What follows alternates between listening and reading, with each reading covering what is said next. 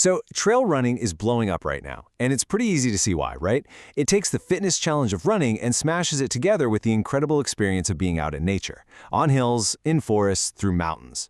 But, and this is a big but, beyond those stunning views and the epic finish line photos, there's this crucial balance every single runner has to find, and that's the balance between the prestige and the responsibility.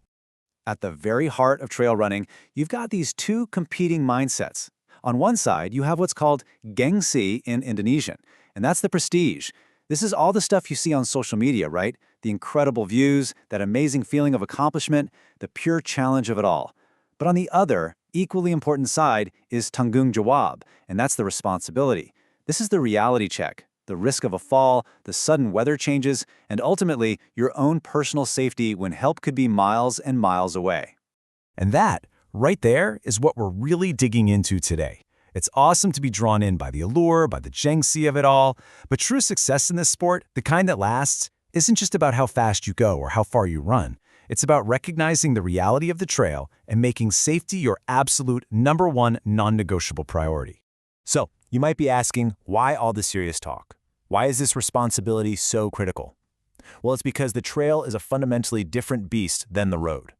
It's a completely different environment, with a whole new set of risks.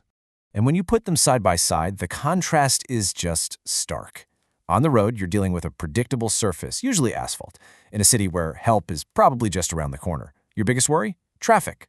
But on the trail? Oh man, everything changes. The surface is a wild mix of dirt, slippery rocks, and sneaky tree roots.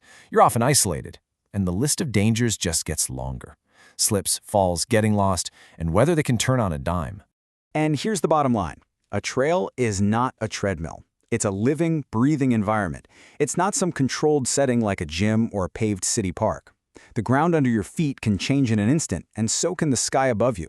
This demands your constant awareness and, frankly, a deep respect for your surroundings.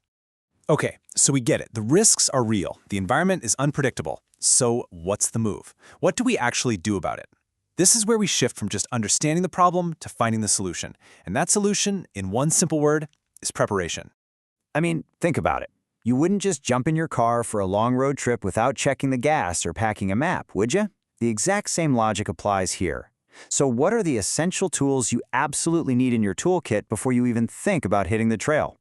It really comes down to this super simple 5-step checklist. Number 1, know your route. Know the distance, the elevation, how tough it's going to be. 2, get the right shoes. Your road shoes just aren't going to cut it. 3, always check the weather forecast. 4, pack your essential safety gear. And 5, a really simple but life-saving step, tell someone where you're going and when you plan to be back. Now let's get specific about that safety gear. This isn't about being paranoid. It's about being smart and totally self-sufficient. Water is an absolute must. A fully charged phone is your lifeline. A simple whistle is way louder than your voice if you need help. A small first aid kit, or P3K as it's known in Indonesia, can handle those little injuries before they turn into big problems.